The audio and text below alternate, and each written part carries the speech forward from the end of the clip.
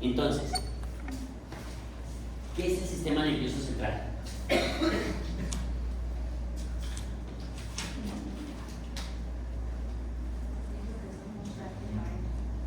¿Por qué? Porque si se llega a afectar algo de él, ya estamos infuncionales, por así decirlo. El sistema nervioso central es prácticamente el control funcional de las respuestas efectoras que nos da, digamos que nosotros damos a cualquier estímulo, ¿sí? Es decir, el sistema nervioso lo vamos a componer en dos partes. Una parte va a ser el sistema nervioso central, que va a ser la porción encargada de integrar y generar una respuesta, además de almacenar, digamos, una memoria, ¿sí? Esa va a ser la parte y la función esencial del sistema nervioso central. Es integrar, hace parte de aceptar o de recibir aferencias, de modular, de almacenar y de generar una respuesta adecuada a una situación específica.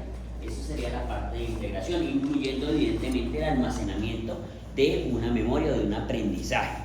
¿Listo?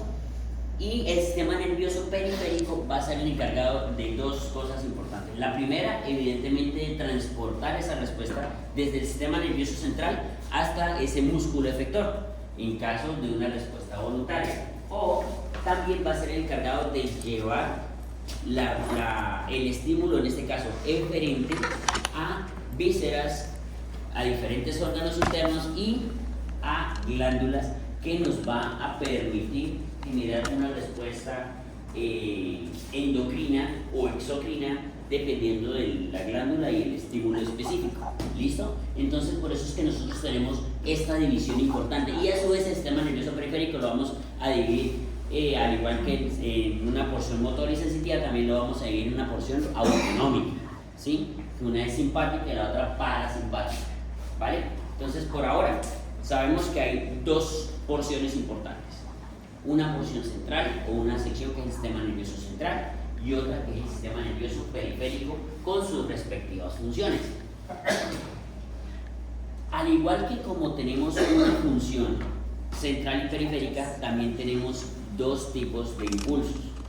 Una porción aferente, que es la que nos permite interactuar con el medio externo, es la que nos permite recibir todo lo que el medio externo nos proporciona, es decir, nuestra sensibilidad, nuestra percepción, que puede venir desde estímulos físicos, químicos, mecánicos, táctiles, como los que vamos a ver cuando vemos, digamos, los receptores, hasta estímulos mucho más específicos como los de los órganos de los sentidos, los órganos sensoriales, que tienen se requiere de un estímulo muy específico para activar estos receptores. ¿Listo? Y de esa manera poder generar lo que conocemos como visión, audición, gusto, olfato. ¿Listo? Al igual que vimos al principio del capítulo, al principio de los temas, vimos que toda estructura, toda unidad funcional de un sistema, de un organismo vivo, era una célula. El músculo, la célula, ¿cómo se llama? ¿Cómo? ¿La dijeron por ahí? Un miocito. El sistema nervioso es una neurona, que la neurona también va a tener una serie de clasificaciones que vamos a ver en un momento, y esas van a depender dependiendo de las dendritas. ¿Listo? Nuestra función sensitiva ya sabemos que es lo que nos llega, ¿vale? Esa información que nos llega debe ser modulada, debe ser integrada y almacenada. ¿Cuánta información de la que percibimos creen ustedes que nuestro sistema nervioso realmente integra, modula y almacena?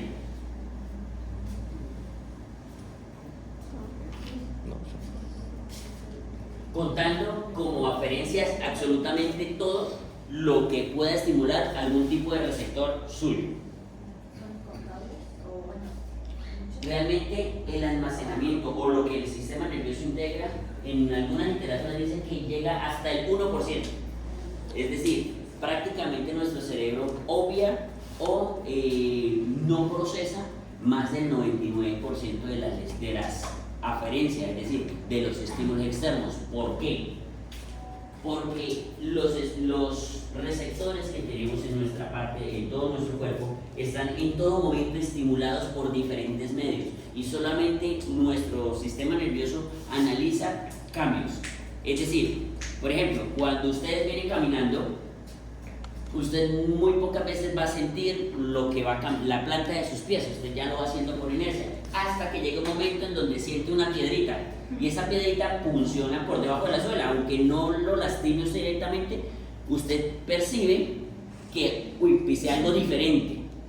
Mientras tanto, usted viene obviando que va caminando. Lo mismo pasa cuando te sientas. Usted está sentado, usted está quieto, no percibe nada, hasta que de pronto siente la necesidad de cambiar de posición, y al hacer el cambio experimenta o bien sea una sensación placentera porque una parte de su sistema que estaba en compresión se libera y dice, ¡ay, qué chévere! Y otra parte, o al contrario, una parte que estaba comprimida va a generar dolor, y eso es lo que lo va a movilizar, ¿sí? O cuando usted está sentado, y mientras usted está sentado, normalmente, independientemente que sea la silla cómoda o la silla más feita, usted en ese momento, digamos, obvia que está en una tabla rígida, hasta el momento donde usted de pronto está escribiendo y gira y golpea el brazo. En ese momento usted, esa sensación, usted puede estar haciendo cualquier actividad que lo hace de manera mecánica, usted lo hace de manera completamente autónoma, es decir, usted no está siendo consciente de todos los cambios. Usted está quieto y usted mueve las piernas, usted está parpadeando, usted está girando, sus ojos están tratando de enfocar, sus ojos siguen la pantalla y me siguen en movimiento, pero usted en ese momento no es consciente, es algo que está haciendo de forma autónoma y el sistema nervioso solamente percibe esos cambios. Si yo me quedara aquí quieto durante 10 minutos hablando, la mitad van a empezar a cabecear. ¿Por qué? Porque no hay un estímulo que les esté permitiendo, que les esté generando un cambio al sistema nervioso central, sino que estamos quietos. Es como cuando van a una película y están viendo una película que no les gusta. Esa película que no les gusta, ustedes la ven los primeros 5 minutos. Después ya los perdieron completamente. Inclusive se quedan dormidos en el cine. Entonces eso pasa. Por lo mismo, porque es algo que no tiene una atención y que no hay un cambio significativo. Y usted se despierta en el momento en donde algo sucede muy impactante, que genera un sonido muy fuerte y todo como que, ¿qué pasó? Estaba dormido, no sabe qué estaba pasando hasta el sonido que lo despertó. Mientras tanto, no. Entonces, eso mismo sucede con el sistema nervioso. Es prácticamente obvia o suprime la mayor parte de la información y solo almacena los cambios o lo que considera relevante. ¿Relevante para qué? Para la actividad que estás haciendo. Por ejemplo, ¿no les ha pasado que ustedes cuando están desayunando muchas veces deben concentrarse para comer? Es decir, están comiendo, están tranquilos, no quieren que nadie los vea. Pero si están haciendo otra actividad que para ustedes les es más relevante, comen por inercia. Ejemplo, volvemos al cine. Ustedes normalmente cuando están en algún lado están consumiendo unas papitas fritas y usted quiere comerse las papitas y quiere disfrutar las papitas. Pero cuando va al cine lo interesante es la película. Usted las come por inercia y ni cuenta se da en qué momento se acaba. Entonces esa misma percepción es lo que hace que el sistema nervioso pueda evaluar qué considera, digamos, relevante y qué no va a considerar relevante. Entonces eso hace parte de esa función integradora. Y ahora, si sabemos que obvia más del 99% de la información, ¿cuánta información almacena? Es una información que realmente ese dato no hay como una estadística que nos pueda aproximar para decir, no, es que almacenamos el 0.3% de la información que guardamos. No, realmente estamos en un almacenamiento constante, solo que no nos damos cuenta. Esa información que nosotros procesamos también la vamos a almacenar, almacenamos una respuesta. Solo que no les ha pasado que por lo menos, no digamos en el parcial, ¿sí? Digamos, sí, por ejemplo el parcial, o un quiz. Ustedes estudiaron toda la semana para un quiz. Vamos a poner otro quiz más difícil. Ambiente. ¿Listo? Estudiaron toda. No me parece, va a ser el profesor también. Estudiaron toda la semana para el quiz de ambiente. ¿Sí? Y llegaron y presentaron el quiz y se les olvidó absolutamente todo lo que estudiaron. Hasta el momento en el que ustedes atraviesan la puerta y escuchan al compañero, claro, eso estaba, acuérdense el día de la clase. Usted se imagina y recuerda a la perfección el profesor que le estaba explicando en ese momento esa fracción específica de conocimiento que usted necesitaba para esa pregunta, y aparte, el colmo, recuerda exactamente el párrafo en donde lo leyó, y cuando usted va, aquí está. Entonces eso pasa, simplemente que el modo de procesamiento muchas veces no es el adecuado para nosotros, y ahí es donde nacen pues lo que ustedes van a conocer después como técnicas de estudio y todo eso de que todas las personas no almacenan el conocimiento de la misma manera y no hacen la integración del conocimiento de la misma manera. Personas que leen simplemente con leer almacenan o digamos tienen una capacidad de memorización muy buena. Hay otras personas que leen y memorizan, pero no comprenden lo que están memorizando más que lo que ven textualmente. Esas son las personas que son excelentes para responder preguntas de selección múltiple. Son muy buenas para preguntas de selección múltiple, pero son muy malas para analizar un caso clínico. O son personas que por lo menos cuando ven una pregunta abierta, hasta ahí llegan, bloqueados completamente. Y más si la pregunta les exige que explique con sus palabras o que explique una situación que no leyeron específicamente. Tratan de citar muchas veces el cuadro tal cual. Entonces, eso es un diferente método de aprendizaje. Procesaron la información y la almacenaron de una forma diferente a lo que quizás pueda ser aplicable. Mientras que hay otras personas que no recuerdan nada textual, leyeron algo en el momento y no lo recuerdan como lo leyeron, pero comprenden muy fácilmente las ideas y comprenden el sentido y la idea que se intentó transmitir. Entonces ahí viene, digamos, una forma diferente de procesamiento del conocimiento, ¿vale? Bueno, ya nos fuimos muy lejos de allá, entonces volvemos a la integración. Entonces, nuestra memoria lo que va a almacenar es una respuesta a un estímulo. Por ejemplo, la típica que pone todos los libros. Están aprendiendo a cocinar, ustedes tienen, no sé, ¿a qué edad aprendieron a cocinar? 9, 10, 11 años, aprendieron a hacer su primer huevo revuelto. Uy, aprendiste muy temprano. Bueno, a la edad que hayan aprendido. Normalmente todos, cuando nunca hemos cocinado, no tenemos ni la remota idea de que en la cocina es una superficie caliente y que es una superficie fría. Solo creemos que lo que quema es lo que está allá al fuego y no tenemos idea de qué más pueda generarnos quemaduras. Entonces usted muy amablemente va metiendo las manos con el hambre que tiene a sacar su alimento hasta que aprende que una zona es específicamente caliente y recibes por primera vez una quemadura. La primera acción es un reflejo que no es consciente y es ahí por eso que producen muchas veces accidentes. No ves los videos típicos del que está cocinando y retira la mano y en el proceso de retirada golpea a alguien, genera un desastre detrás de él por ese retirado. Esa primera sensación no te fue consciente para retirar la mano. Lo mismo que los accidentes de tránsito, la típica imagen de la persona que va a entrar, el que va conduciendo, reacciona dando un giro a la izquierda, a la derecha y hace un desmadre hacia un lado, donde sea que esté. ¿Por qué? Porque su reacción era girar. La reacción del que se quemó es retirar. Eso es un arco reflejo. En ese momento fuiste simplemente, te haces consciente el momento posterior a la retirada, pero la reacción motora es un arco reflejo que lo vamos a ver mediado aquí. Aquí, vamos a ver si esto me permite. Sí.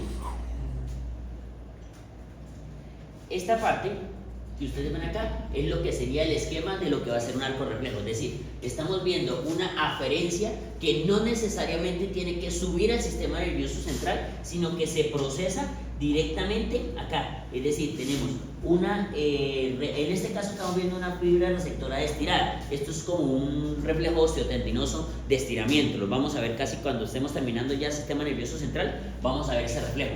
Una vez dada, entonces se va a integrar, es decir, en ese momento se va a dar un arco hacia una porción de la columna, de la médula espinal, y ahí inmediatamente va a hacer sinapsis con una respuesta motora, que va a ser una neurona, en este caso eferente, una neurona motora, y simplemente va a haber una sinapsis, el receptor con la neurona receptora, y hace sinapsis de una vez con la respuesta, con la neurona efectora o la neurona motora. Mientras que esa información parte de que ya hice el arco reflejo porque hice la retirada, luego viene el proceso de integración. Esta superficie es caliente, no puedes volver a colocar la mano ahí. Entonces, en próximas situaciones vas a colocar la mano y dices, no, eso quema. Y no eres consciente de que, eso quema, no voy a tocar esta superficie. No, si usted inmediatamente, de forma autónoma, sabe que eso quema y no va a volverlo a hacer. Lo mismo pasa, que funciona prácticamente todos sus mascotas, sus animalitos, funcionan muchas veces con eso, ese aprendizaje de repetición. muchas veces a ustedes con la primera quemadura no les es suficiente, sino una segunda o inclusive una tercera quemadura y ya dicen, no, ya aprendí que eso no se hace. ¿Listo? Y eso va a pasar muchas veces. Aquí lo que estamos viendo nosotros es, digamos, dos formas en las cuales vemos integrado el sistema nervioso sensitivo y el sistema nervioso motor. Entonces, ya vimos que hay un sistema nervioso central y uno periférico. Ahora, eso en cuanto a su anatomía. En cuanto a su funcionalidad, tenemos un sistema nervioso sensitivo, que es el que nos permite esa integración con el sistema externo, y un sistema nervioso motor, que es el que nos permite dar la respuesta. El sistema nervioso sensitivo viene dado desde receptores, como ustedes los ven ahí, que van a ser receptores cutáneos, que van a estar para el dolor, para el frío, para el calor, evidentemente, para la presión, las vibraciones, y eso lo vamos a ver en la siguiente clase, cuando vemos receptores del sistema nervioso sensitivo. Y van a haber otros receptores de los cuales muchas veces no somos conscientes porque su mecanismo de recepción no es directamente con el medio externo, sino con los movimientos que tiene nuestro cuerpo. Entonces vamos a tener receptores en los usos musculares, en tendones y en articulaciones. ¿Estos para qué creen que nos va a servir? Si sabemos que de pronto su principal acción no es interactuar con el externo, sino con nosotros mismos. Propiocepción. Ustedes con los ojos cerrados pueden levantar la mano y ustedes saben que la mano está levantada. Ustedes le pueden pedir cierre 4 dedos, usted puede cerrar 4 dedos, dejar uno solo, simplemente sin necesidad de estar mirando, por el simple hecho que usted conoce exactamente la posición de cada una de sus extremidades por propiocepción. Eso es parte del aprendizaje. Por eso es que ustedes van a ver que los niños cuando están muy pequeñitos y están aprendiendo a caminar, se chocan, meten la mano en diferentes partes, no tienen esta, o inclusive lo más sencillo y lo más cómico de ver a un niño es aprendiendo a comer. Cuando intentan por primera vez tomar la cuchara o coger la comida con la mano y llevársela a la boca, se llenan toda la cara de comida, y no necesariamente porque se pasen la mano sucia, sino porque al principio ustedes lo ven que eso se pega en la fruta, en la mejilla, en la nariz, en los ojos, sencillamente tratando de llevárselo a la boca porque no tienen todavía control ni propiocepción sobre sus movimientos. Están en un proceso de aprendizaje, y los que vayan a ver el sistema de cerebelo y obviamente ganglios basales también van a poder explicar cómo se da ese proceso de aprendizaje de un movimiento, de anticipación y a su vez de modulación de la amplitud y de la fuerza con la que se va a hacer un movimiento. Entonces es muy cómico cuando están haciendo ese proceso de aprendizaje que no pueden llevarlo a la boca, o inclusive que lo hacen con una fuerza desmedida y una velocidad desmedida. Es el niño que agarra algo y ¡pum!, se pega, y es como si quisiera golpearse a propósito la cara con algo a una velocidad y una fuerza completamente desmedida, pero es precisamente porque está en ese proceso de aprendizaje, de aprender cómo se hace el agarre, de aprender cómo se hace la aproximación, de aprender su propiocepción para de forma autónoma posteriormente llevar alimento a su boca sin necesidad de ser consciente del movimiento específico de que tiene que coger la cuchara y aproximarla. Entonces, una vez ellos aprenden con la mano, viene el proceso de aprendizaje con la cuchara. Por eso lo primero es dejar que ellos toquen y agarren con sus manos, que experimenten la textura de lo que van a llevar a su boca y aprendan la aproximación con sus manos. Y posteriormente sí, con la cucharita, llevando la cucharita a la boca, y de esa manera van aprendiendo. Y lo mismo que vieron ustedes con la mano, dicen, pero si ya agarraba las cosas con la mano y las lleva a la boca, ¿por qué con la cuchara ahora es lo mismo? Intentan y eso tiran comida para todos lados y no la ingresan en su boca. Es un nuevo aprendizaje para ellos. Y esta vez van otra vez aprendiendo la amplitud. Por eso las cucharitas de los niños no deben ser esas cucharitas metálicas que tenemos, aunque hayan cucharitas pequeñas, no son para niños, son para postres. Las cucharitas para niños deben ser plásticas o de un material suave que no les genere a ellos daño al aproximarla agresivamente a su rostro. ¿Listo? Esa es la, digamos, forma más clara de generarles o de mostrarles cómo se da ese aprendizaje. ¿Listo? Y aquí lo vemos graficado. Entonces aquí tenemos esos dos tipos.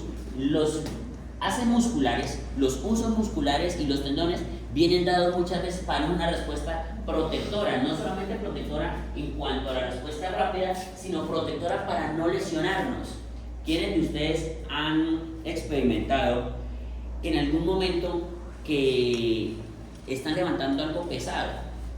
Y cuando es muy pesado para ustedes, aun si ustedes quieran o no quieran, la mano se les abre. Cuando es algo que sobrepasa la capacidad que usted sabe que puede cargar. Entonces es como el típico ejemplo del que está en el gimnasio y va a hacer de pronto peso muerto. ¿Alguien conoce cuál es el peso muerto? ¿Sí? La mayoría de las mujeres lo conocen, porque es como un ejercicio muy común que las mujeres hacen para fortalecer, digamos, su parte posterior de las extremidades y glúteos. Entonces, ese peso muerto es una barra en el piso y simplemente se agachan para, obviamente esta no es la técnica adecuada, pero se agachan a tratar de levantarla, sin encorvar la espalda y sin encorvar las rodillas, o bueno, una ligera flexión para darle una tensión a la parte posterior. Entonces, en ese movimiento, cuando van a levantar un peso que no, simplemente lo intentan, y se les abren las manos, o sea, ni siquiera es voluntario. Algunos que se quieren forzar, se amarran una banda en la mano y en la pesa para que obligar al cuerpo a que no suelte. Resulta que ese soltarse, que se abre la mano voluntariamente, es un reflejo protector. Es algo que le dice a usted que está midiendo la tensión del músculo y hay unos límites que ellos consideran, o que el músculo autónomamente considera, como una margen de seguridad. Si usted no logra o el uso muscular aumentó la tensión, sencillamente viene un reflejo. La respuesta a ese reflejo es abra la mano. Lo mismo que cuando usted estimula, en este caso, una porción. En ese caso sería la tensión sobre el uso. Pero hay otros reflejos que lo que miden es la tensión del músculo. Y esa tensión del músculo es la que medimos nosotros cuando golpeamos. Cuando golpeamos no estamos midiendo el tendón, ni un reflejo del tendón. Al presionar el tendón hacemos un estiramiento brusco del músculo y ese músculo genera ese proceso de estiramiento, el uso muscular lo detecta y lo que va a hacer es un reflejo contrario a esa tensión. ¿Por qué? Porque si hay un estiramiento excesivo viene una respuesta, encoger. ¿Para qué? Para proteger el músculo de un estiramiento excesivo. Y eso lo vamos a ver un poquito más adelante, ¿listo? Entonces, eso es el sistema nervioso periférico. Ahora viene la respuesta, que son las respuestas motoras. Si tuvimos un estímulo de estiramiento, la respuesta motora, a veces cuando es protectora, es relajar, es decir, suelte. Pero, dependiendo del estímulo, cuando vayamos a ver los reflejos, vamos a ver que hay unos reflejos donde estimulamos un músculo, pero el que se contrae es otro. Y ese músculo lo que hace es que se relaja. Y eso es lo que vemos cuando, digamos, lo que vamos a conocer cuando vamos la evaluación de los reflejos, que es el que les estaba mencionando. En unos, la respuesta es aprensión o contracción, pero en otros la respuesta es relajación, dependiendo del estímulo que nosotros generemos. ¿Listo? Tenemos unos niveles de función. El nivel medular es el nivel del que estábamos hablando hace un momento, un arco reflejo. Es decir, la sensibilidad llegó hasta nuestra columna, nuestra médula, y ahí mismo se generó una respuesta. Ejemplo, los reflejos que estábamos mencionando en su momento: reflejo de estiramiento, reflejo de extensión. Vamos a ver que hay un reflejo de extensión cruzada, hay unos reflejos que vamos a evaluar que simplemente se integran ahí mismo, no tienen que hacerse o no tienen que almacenarse ni integrarse a nivel central, sino que hacen un arco reflejo en la médula espinal y inmediatamente en ese momento se da una respuesta. ¿Listo? Luego decimos, bueno, ese estímulo fue un poquito más complejo, entonces requiere una respuesta más elaborada. Entonces tenemos un nivel encefálico inferior. ¿Qué creen ustedes que requiere algo más elaborado? Toma decisiones. Escribir ya requiere algo mucho más elaborado, algo intermedio.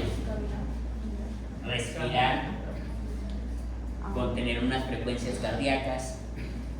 Y respirar cuando se requiere ser más elaborado, digamos, lo hacemos de forma autónoma y decimos, no, pero eso no es elaborado, eso lo hacemos sin pensar, pero es una respuesta aprendida, ¿sí? Es una respuesta que para nosotros fue aprendida, fue adquirida cuando tenemos el impulso de respirar. Cuando usted sabe que sí es elaborada, cuando usted intenta resistir la respiración bajo el agua. En ese momento usted se da cuenta que no es una respuesta tan sencilla, que es una respuesta que requiere la integración de unos músculos, requiere un movimiento del diafragma, de compresión de vísceras, elevación de la caja torácica. Es una respuesta mal elaborada, pero nosotros no la pensamos, lo hacemos de forma subconsciente. Entonces tenemos una respuesta subcortical. Esas respuestas corticales nos van a ayudar a mantener una frecuencia respiratoria, nos van a ayudar a mantener una frecuencia cardíaca, una tensión arterial, vamos a ver que hay una respuesta autónoma específica. Y otras respuestas subcorticales van a ser las respuestas como las que veíamos hace un momento. Ahí sí viene el reflejo de comer, pero de comer mientras ves la película. Corticalmente estás allá. Y lo otro lo haces de una forma aprendida. Entonces ahí no estamos haciendo un narco o un análisis específico de lo que vamos a hacer, o no somos conscientes muchas veces, sino que lo estás haciendo. Y es como cuando estás que te quedas dormido y estás escribiendo en el computador. Cuando te despiertas hay J, y un montón de, dependiendo de la letra que hayas oprimido o que inclusive seguiste oprimiendo de forma mecánica cuando ya estaba su corteza, o usted quedándose dormido, usted va a ver esa fila de letras. Entonces eso pasa, usted puede continuar haciendo ciertas actividades sin necesidad de hacerlas completamente consciente o de que su corteza las esté integrando o las esté integrando en su momento. Mientras que ya viene una respuesta mucho más compleja que sí requiere una acción cortical. Por eso ustedes van a ver pacientes que tienen una lesión cortical enorme. Ahí viene por ejemplo el ejemplo que ponía la compañera ayer, un accidente cerebrovascular. Entonces, ese accidente cerebrovascular nos va a dar una respuesta cortical que va a estar suprimida en una parte gigante. Entonces, ese paciente, por ejemplo, en esa respuesta cortical no va a elaborar, digamos, una movilidad. Vamos a ver la respuesta motora. Entonces, ese paciente le dice, suba la mano, muévala, ¿no? La derecha, perfecto. ¿Por qué? Porque el accidente de pronto haya sido en el lado derecho, entonces va a movilizar el lado derecho bien. ¿Por qué? Porque recuerden que nuestra función motora se va a decusar en las pirámides. Y lo que el lado derecho controla, el hemicuerpo izquierdo. El lado izquierdo controla el hemicuerpo derecho. Tenemos una ACV cortical, temporal o parietal que nos va a impedir o nos va a impedir la movilidad de una parte específica de nuestro cuerpo. Entonces usted le va a decir, no, intente moverla, no la mueve. Pero esa parte del brazo todavía tiene cierta función. ¿En qué? En que esa parte del brazo puede mantenerse o generar una retracción, como lo decíamos ayer.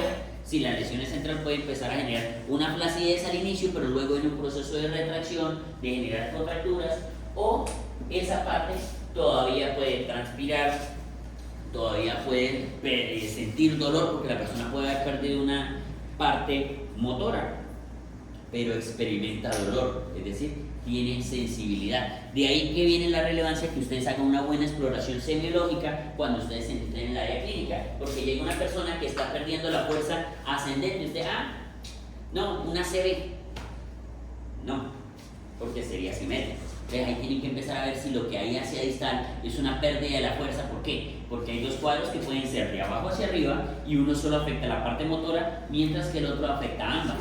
Inclusive hay uno que se llama síndrome de Guillain-Barré, que puede ir afectando solo motor o inclusive motor y sensitivo, mientras que hay otras pérdidas generalizadas de la fuerza que no obedecen a algo específicamente deterioro de la fibra, como el Guillain-Barré, que es una patología desmielinizante, sino que obedecen a una acción de los receptores, un efecto justo en la placa motora, porque hay anticuerpos contra la acetilcolina o contra el receptor de acetilcolina, y a eso lo vamos a llamar miastenia gravis.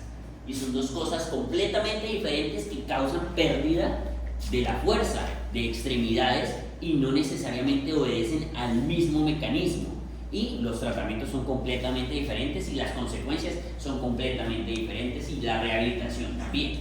¿Listo? Entonces por eso es importante no confundir una pérdida de fuerza por una respuesta de una miastenia, pues decir, no, es que es un Guillain-Barré, o si no, es que es un accidente cerebrovascular. Si ustedes creen con una CB y por lo menos lo llevan a tomografía, no hay nada, hay que trombolizarlo porque está perdiendo la movilidad. No. ¿Listo? Hay unas clasificaciones y unos síntomas y signos específicos. ¿Cuáles son los signos de un accidente cerebrovascular? Que eso creo que sí deberían saberlo, porque eso hay colegios donde inclusive enseñan como los signos de alarma que, mira, si a tu abuela, si a tu abuelo, si a tu mamá, a tu papá le pasa esto, corran urgencias. ¿Qué creen ustedes? Pérdida de fuerza en los hemisferios. No necesariamente mi pareja, pero sí una pérdida de fuerza en cualquier parte. Porque ahí ya se ve que no pierde la mitad del cuerpo, ahí se ve donde solamente la persona está así, ¡pum!, se le cayó la cuchara. Está comiendo y se le cayó la cuchara. Pérdida de fuerza en alguna parte del cuerpo, que puede ser o puede ser mano o pierna. ¿Qué más? empieza a que se le empezó a salir la baba, es decir, empezó a generar alguna alteración facial que no siempre pasa, pero puede ser, pero sí viene una cosa muy característica y es una alteración del lenguaje. La persona no habla, no es capaz, o habla, pero intenta articular palabras, pero no lo logra.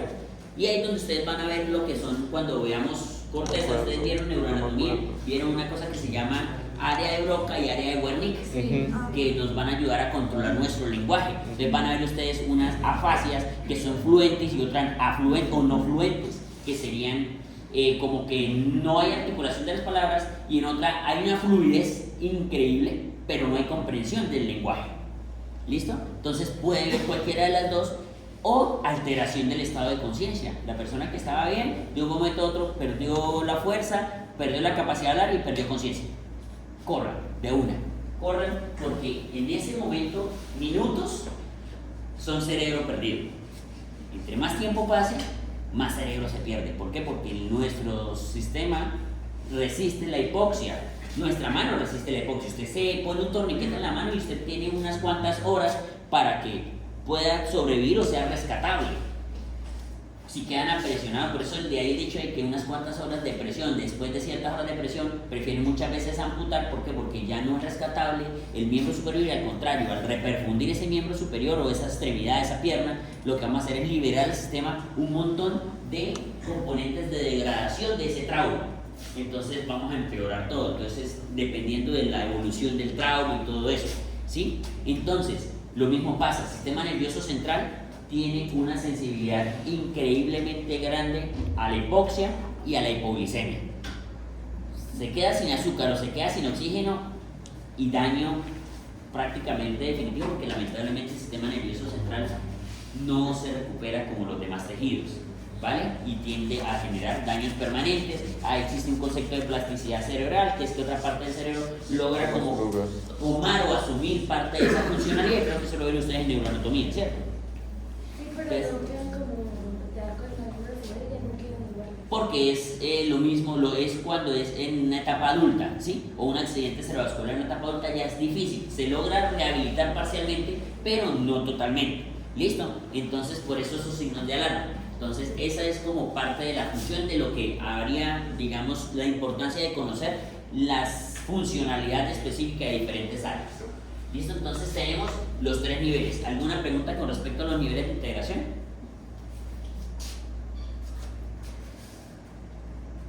Tenemos un sistema nervioso con unas células que se van a caracterizar de acuerdo a la estructura. Entonces tenemos unas células que vamos a decir que son las neuronas, pero que van a ser células multipolares si tienen muchos contactos con la parte exterior. Es decir, vamos a clasificarlas de acuerdo a los contactos que tenga o a las prolongaciones que salen del axoma, en este caso del axón o del soma.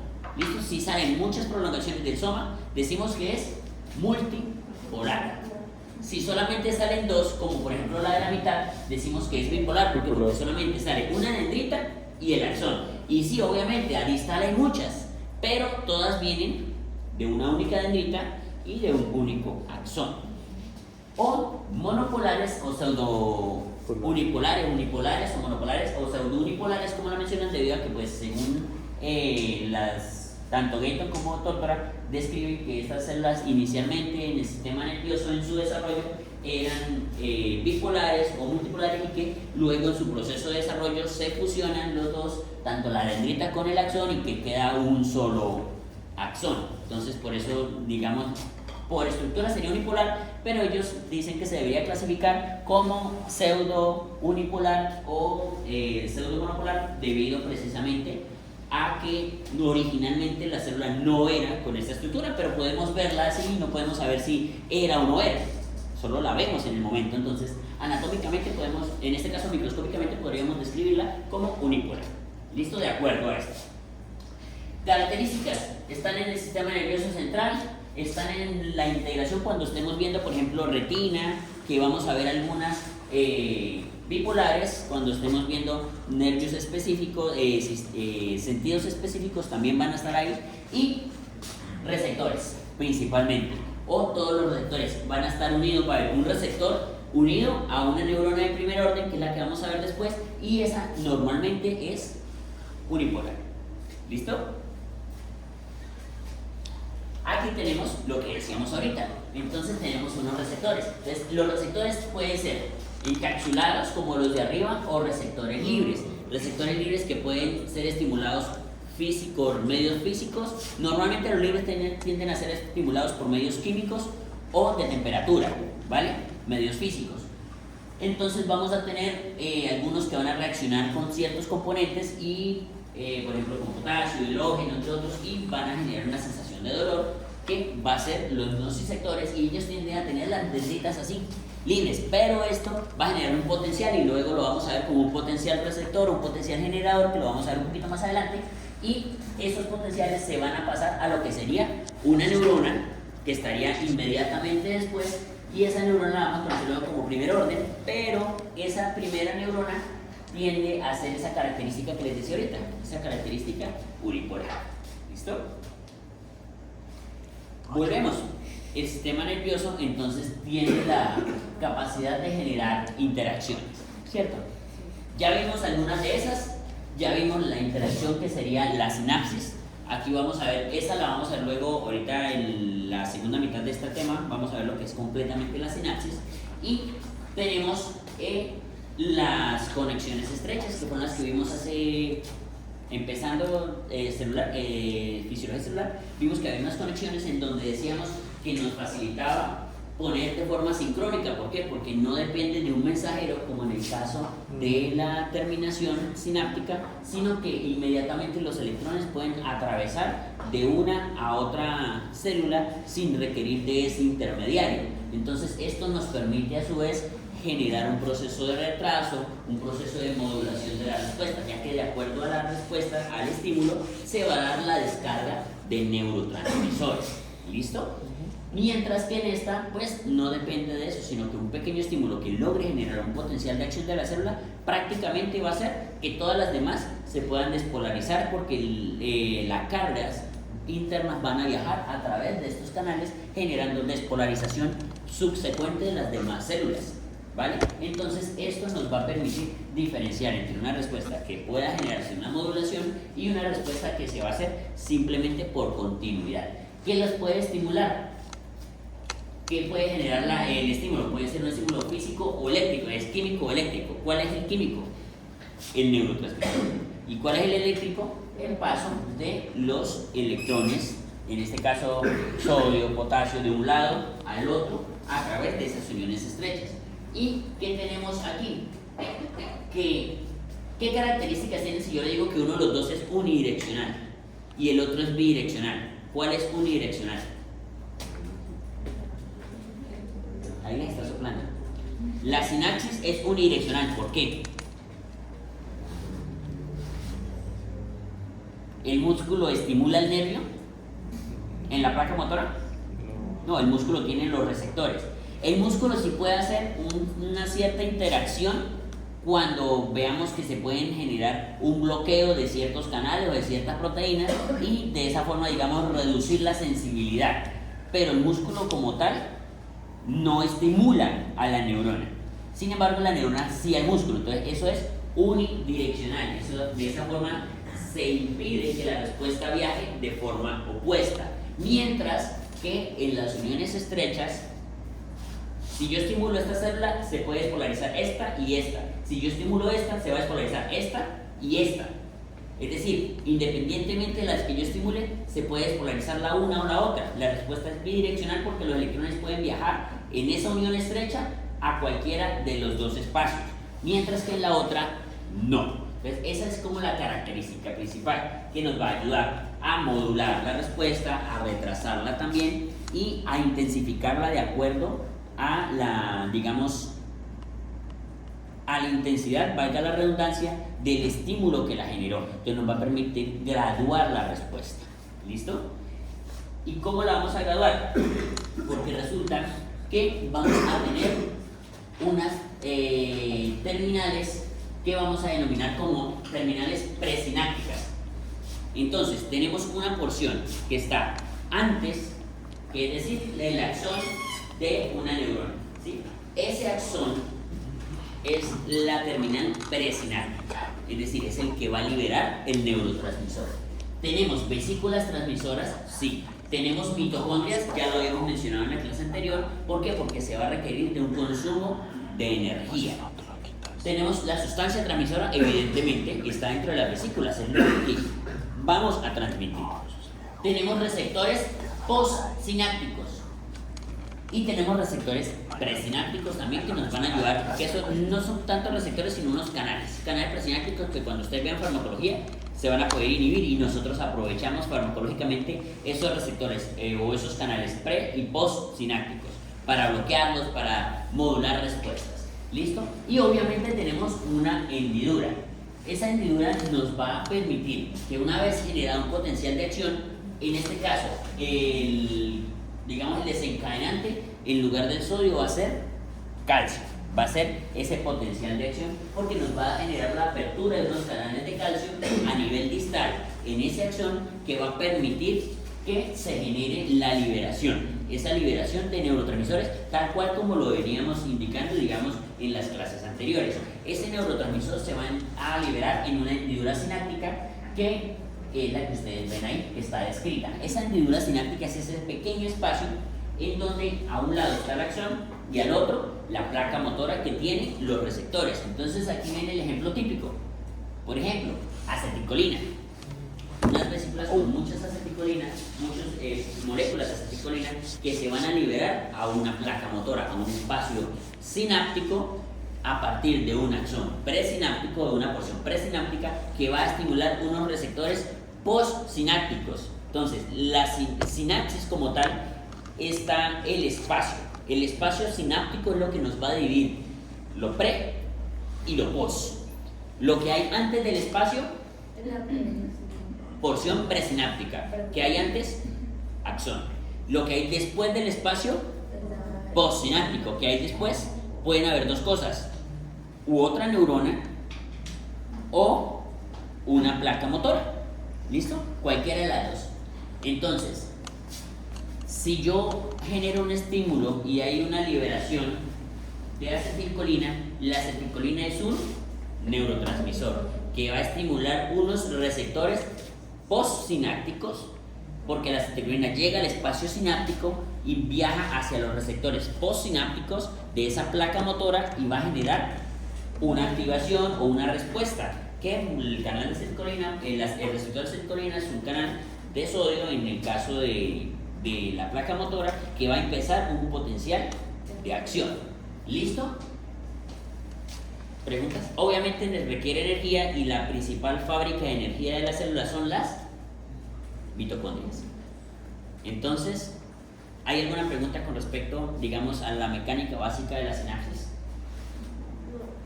¿No? ¿Todo claro? En neuroanatomía sería eso. Exactamente. Tenemos proteínas receptoras que pueden ser componentes de unión, es decir, simplemente un componente que como el que vimos en la unión estrecha, o tenemos un componente ionóforo, que lo podemos dividir nosotros en dos tipos.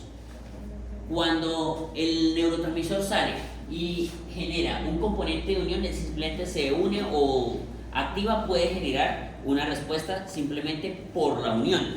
Pero cuando tenemos o requerimos despolarizarlo, lo que tenemos es un componente ionóforo, es decir, tenemos un componente que puede abrir o bien sea un canal, es decir, volvemos al receptor de acetilcolina. El receptor se une a la acetilcolina, la acetilcolina se une al receptor y lo activa.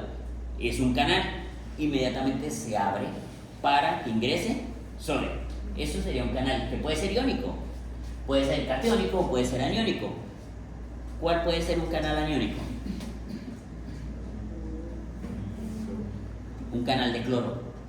Y eso lo vamos a ver porque aquí ya empiezan a participar canales de cloro en el sistema nervioso central que tienen una mayor relevancia. O puede ser catiónico como calcio, potasio o sodio. Principalmente el que más vamos a ver es el de sodio.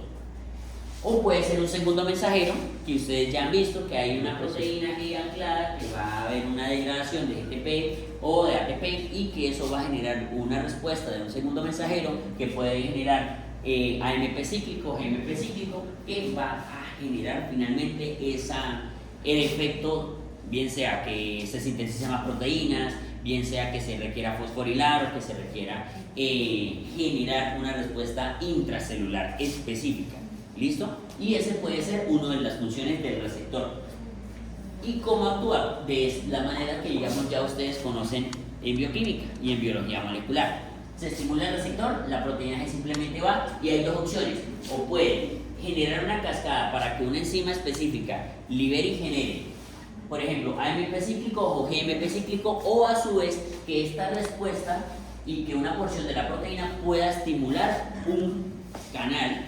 Y de esa manera la respuesta sería mediada por un canal, pero no directamente por el receptor, sino por un segundo mensajero de ese receptor inicial que va a activar un canal, ¿sí? Que genera la activación de un canal. Sin embargo, requirió un segundo mensajero porque el receptor o la estructura del receptor no era el canal específicamente. ¿Listo? Eso igual ya lo vieron un montón de veces en biología molecular, yo creo que está más que visto, pero de todas formas lo quería traer para que recordemos la función que puede generar el receptor. Estamos hablando del receptor de un neurotransmisor, ¿vale? Para que no lo vayan a confundir con los receptores de sensibilidad que vamos a ver después, que fueron los primeros que vimos, que había unos encapsulados y otros libres. ¿Listo? Entonces aquí estamos hablando de los receptores postsinápticos. Y a su vez vamos a tener unos terminales postsinápticas que pueden ser de excitación o de inhibición. Dijimos que para generar un potencial de acción el interior de la célula tiene que hacerse más positivo o negativo. Más positivo, ¿cierto? Entonces, ¿qué hace más positivo el canal? El interior de la célula. O bien sea que entren cationes o bien sea que salgan aniones. Un potencial excitador, cualquier estímulo cuyo final sea activar un canal que va a permitir que ingresen iones positivos o que salgan aniones, que salgan iones negativos. Eso va a generar un desbalance interno de tal forma que se va a despolarizar la membrana porque se va a hacer más positivo el medio interno. O puede ser un potencial inhibidor cuando lo que se hace es o bloquear canales de cloro, ¿para qué? Para que no se salgan los cloros, o bloquear canales de potasio o inclusive también canales de sodio para evitar que ingresen. Entonces cuando lo que hacemos en lugar de activar es bloquearlos, simplemente vamos a inhibir la célula, es decir, vamos a impedir que se dé de forma fisiológica un intercambio de iones y por ende vamos a impedir que se haga más positivo el medio interno. Entonces por eso ese potencial va a ser un potencial inhibidor. Entonces vamos a tener que bloqueamos canales de cloro o bloqueamos canales de potasio y simplemente mantenemos un medio interno estable y que mantenga su relación con respecto al medio externo y no se va a generar un potencial de acción. O va a ser una enzima como la que vimos también hace un momento. ¿Listo? Y vamos a clasificar los neurotransmisores en dos partes. Unos que son moléculas grandes y otras moléculas pequeñas. Las moléculas pequeñas tienen acción rápida, es decir, acetilcolina, noradrenalina, adrenalina, dopamina, serotonina, histamina, entre otras. Las primeras son las que ustedes más van a ver de aquí y en todo el ejercicio de la carrera, exceptuando que vayan a ser psiquiatras y de pronto empiecen a ver un poquito más las de abajo. Y si de pronto van a manejar sedación o algo así, por ejemplo en urgencias, un proceso de intubación que requiere una sedación, en cuidado intensivo que requiere sedación, van a manejar ustedes todo lo que es GABA, glicina, glutamato, aspartato, aunque aspartato y glutamato también lo van a manejar ustedes ahí en sistema, ahorita cuando veamos sistema nervioso, órganos de los sentidos. ¿Listo? Entonces, óxido nítrico, obviamente, son moléculas pequeñas que tienen una acción que puede ser distal o local, pero que la acción es rápida, se caracteriza por ser rápida. Se está bajando la tensión, noradrenalina, hay una reacción anafiláctica, adrenalina de una vez, y lo que hace es vasoconstricción, aumento de la tensión arterial, y de esa forma se tiene un tono vascular. Mientras que vamos a tener moléculas grandes que van a generar un efecto tardío, porque recordemos que tienen que liberarse, y a veces ni siquiera solo liberarse, sintetizarse, almacenarse, liberarse, llegar al sistema circulatorio y viajar al sistema circulatorio, llegar al receptor, generar una respuesta que a veces esa respuesta no es inmediata, sino que esa respuesta es ingresar, activar un segundo mensajero, sintetizar un receptor, sintetizar una estructura proteica que va a expresarse en la membrana. Entonces son respuestas que pueden ser distales y que pueden ser tardías, y que normalmente viene dada por moléculas más grandes que las primeras. Entonces a eso lo conocemos como unas moléculas grandes o de acción lenta. ¿Cuáles están ahí? Prácticamente todo el sistema endocrino. Ahí ustedes van a ver que hormona tiroidea, hormona luteinizante, el FSH, LDH, la ACTH, prolactina, volvemos a verlo abajo, la tirotropina, vasopresina, oxitocina y todas las demás hormonas del sistema nervioso, del sistema endocrino, que son lentas porque requieren producción, almacenamiento, liberación, pero que esa liberación a la vez no es por un estímulo, no es que usted llegue y dice, hay que liberar de una vez más hormona tiroidea, no, requiere de un estímulo talámico que hace un sistema portatalámico, subtalámico, que vamos a ir allá a esa glándula pineal que nos va a liberar un liberador, que ese liberador va a llegar a la tiroides y ese tiroides va a liberar, por ejemplo, tiroxina, o va a liberar cualquiera de los componentes que vamos a ver también cuando hagamos función tiroidea, y que a su vez esto va a ir y va a estimular las diferentes células para aumentar su funcionalidad cuando vemos un estimulante del metabolismo. ¿Listo? Entonces de esa manera vamos viendo que la acción es lenta, muy lenta. De hecho, una de las más rápidas, por ejemplo, es la de la insulina, y aún así se genera a las 2 o 3 horas después de que ingeriste el alimento. En cambio estas, usted con norepinefrina, usted le pone al paciente noradrenalina porque está haciendo un choque séptico, un choque por vasoplejía, un choque hipovolémico, lo que sea. Usted le pone un soporte vasopresor con noradrenalina y literalmente usted a los 40, 50 segundos usted está ahí. No mejoró, aumenta la dosis. Un minuto, no mejoró, aumenta la dosis. No mejoró. ¿Por qué? Porque es inmediata la acción. Si al cabo de 3 minutos no mejoró, ya tienes que aumentar la dosis porque ya te diste cuenta que efectivamente no logró la respuesta esperada. ¿Listo? Entonces esa es la diferencia entre la acción rápida de una estructura pequeña y la acción lenta de una estructura mucho más grande. ¿Vale? Entonces esta la llevamos hasta acá. Y la próxima clase continuamos con todo lo que es el proceso de despolarización de la neurona del soma y volvemos a recordar nuevamente sinapsis. ¿Listo? Preguntas.